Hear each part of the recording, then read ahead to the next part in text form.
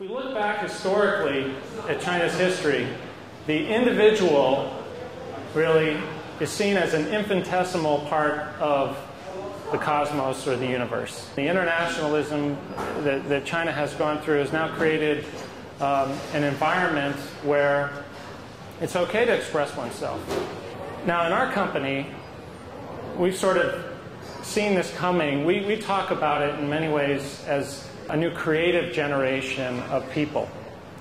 And Eno, in many ways, has been trying to create products that sort of reflect those ideals. A lot of companies are finding that successful strategies in this market are about localizing their products, using local design, catering our product to the local market, staying close to the market so we're able to quickly check the pulse of what young people are thinking. One way we check the pulse is by actually bringing in and hiring young creative people, designers, musicians that can speak directly to us, kind of what their ideas and thoughts are. How do you maintain the pace? How do you respond to the changing trends all the time? One way we keep pace with change is we simply try everything. It's kind of like throwing darts at a board. Some darts get close to the target and some darts don't get close to the target. It's a business of constant change. We're talking about the fast fashion industry when we talk about Eno. If we can create a huge, huge variety of products, we can slowly weed out those products that aren't hitting the mark and create more products that are closer to the center of the target. It's simply a process of very fast experimentation and change. You say if you're throwing darts, you don't have 10 darts, you have 2.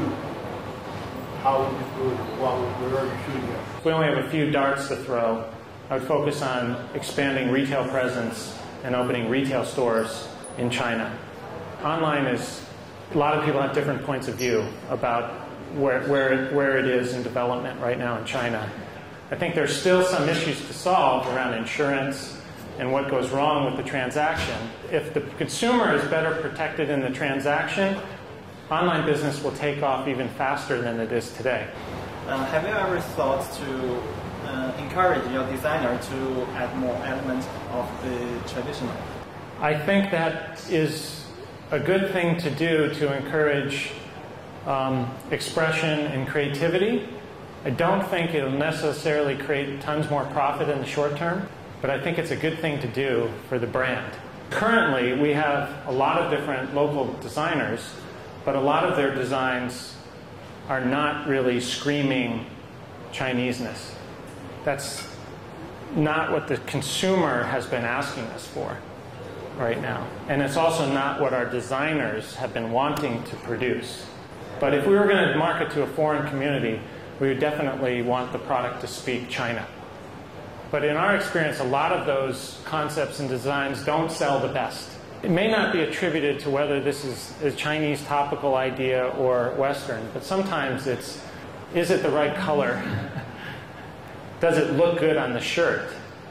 And sometimes the only way you learn that is to put out 3 or 4 colors with the same item, and you realize that one sells astronomically better than the other one. Directionally, what we're trying to do is actually share the data with the designer so that they can draw those similar conclusions. At the end of the day, the designers still need to sort of learn, and they still need to try to create ideas that connect with our consumer, not just themselves. You're expressing yourself, but how do you express yourself in a way that connects with others? That's the balance that we're trying to walk right now, is how do we grow this with designs, original designs and ideas that connect to our consumers, that have the ability to sell in a mass market, while at the same time trying to push the envelope in terms of creativity in a very niche way. Thanks for coming. Thank you for your support, and